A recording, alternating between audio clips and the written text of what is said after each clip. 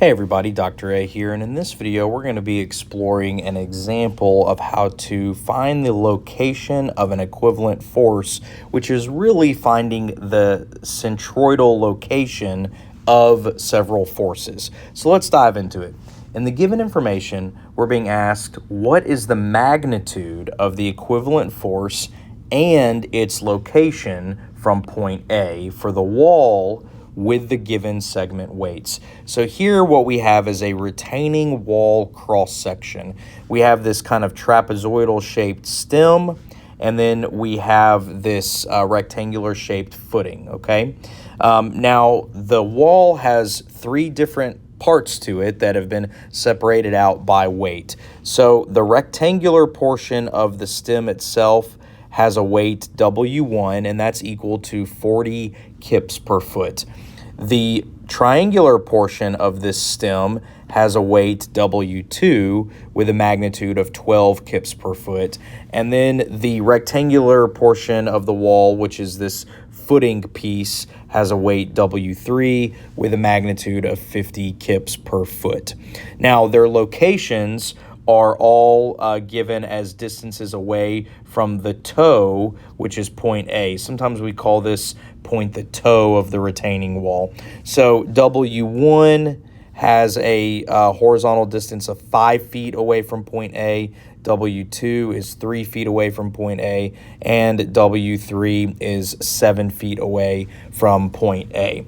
Now let's talk about these units. Notice that these weights are all given units of kips per foot. What does that mean, kips per foot? Well, this is a retaining wall cross section, which really means that this retaining wall extends in 3 dimensions back in this direction, okay? So we have this wall that we don't know how long it is, but this is the cross section of the wall. This is like if you pass a plane through the wall, you see this shape. So these weights, kips per foot, what they indicate is it's 40 kips per foot along the length of the wall. Now, in this 2D view, where is the length of the wall? Well, it's coming out of the screen at you. Think of this wall as shooting straight out of the screen at you, and its weight is these weights in kips per foot coming out of the screen at you, okay? So I'm going to turn the page here, and real quickly under the solution,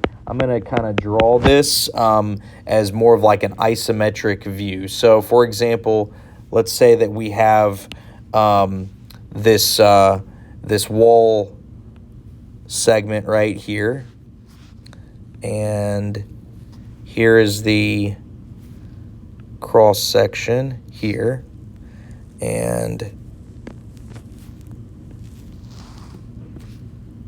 here's that footing segment, and then it's extending back like this. Okay, so you notice that this wall has a length extending in this direction. Okay, length. Okay, and so when we say this, these wall components weigh a certain number of kips per foot, what we're looking at is a unit length or unit width of this retaining wall. And when we say unit, that's like treating this as a 1 foot segment of the wall, and then it just continues on. You know, here's another 1 foot segment. This is another per foot, and so on down the length of the wall. So again, this is a cross section or a two-dimensional plane inside of the wall. So again, we kind of went on that tangent there just to talk about what these units mean. Later on in your engineering studies, you're going to see units like this referring to per unit length in and out of a plane quite often, but we introduced this concept in statics, okay? So what is the equivalent force of these three weights? Well, that's the easy part, okay? The equivalent force is just all three of these added together. Notice all three of them are pointing vertically downward, so that's just sum of the forces in the y direction. So I can say F equivalent is equal to the sum of the forces in the y direction, and I can say F equivalent is just you add these up. So 40 plus 50 is 90 plus 12, so that's 102 kips per foot, and it's pointing downwards, okay? Now, that's the easy part. The harder part, or I say harder, hard is relative. The more, computational part is determining that equivalent force's location measured from point A. So we know how to do this a couple of different ways. You can think of this as an equivalent force where you sum the moments about point A.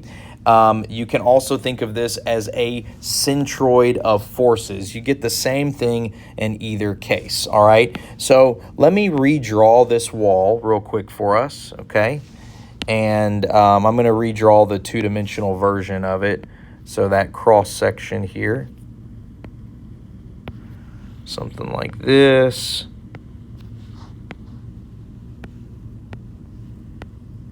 Okay, so there's the redrawn version of the wall, and here's point A, okay? And so that equivalent force, where's that equivalent force going to be? Well, it's going to be somewhere here, somewhere here, F-E-Q-U equiv, okay? And what we're looking for is this distance here, which I can call X bar. All right. So again, a couple of ways you can think of this. Way one to think about this, method one to think about this, is you can say the sum of the moments about point A is equal to the resultant moment about point A. That is one way you can think about this, and we can, call things going counterclockwise positive. It really doesn't matter, the direction here. But in this case, we could say, negative W1 times X1 minus W2 times X2 minus W3 times X3 equals negative F equiv times X bar, okay? And then we can solve for X bar. All right, and so when we do that, we'll get that location X bar. Let me, how about I rewrite this just a little bit more clean for us.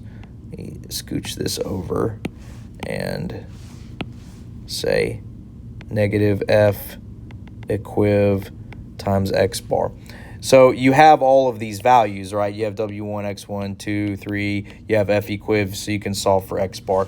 Method 2, which is essentially the same method, is you say X bar equals the sum of the weights times their respective distances. So it's sum of Wi X sub I divided by the sum of W sub I. Well, that's essentially saying the exact same thing as we did here, okay?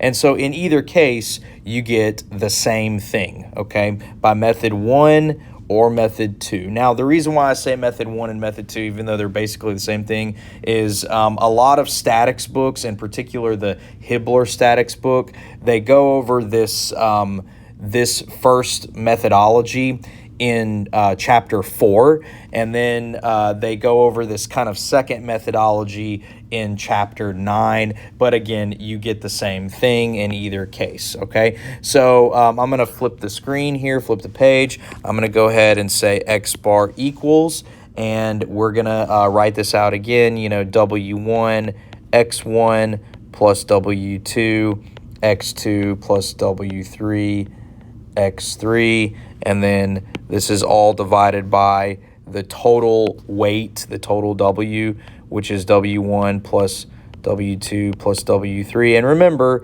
that W1 plus W2 plus W3, that's F equivalent that we got earlier.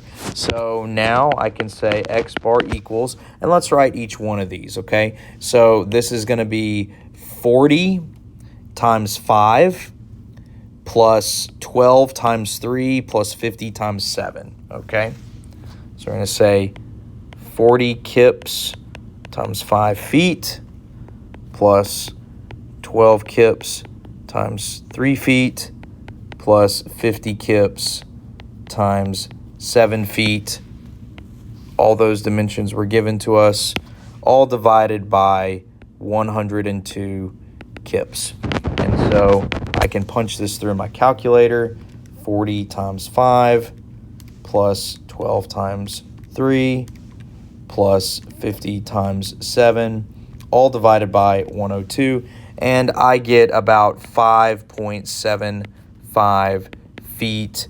And this is measured from point A. So this is part of my answer. And then the first part of my answer was that F equivalent of 102 kips pointing down. And technically that's kips per foot. So, you could put a little per foot underneath each one of these. That's fine. But you notice that the units of kips per foot all cancel when you calculate X bar anyway. So you could have just put kips and that would have been fine. So finally, this is your final answer. And that concludes this problem. Hopefully you found this helpful. If you did, please hit like and subscribe and be on the lookout for other content like this. Thanks for watching.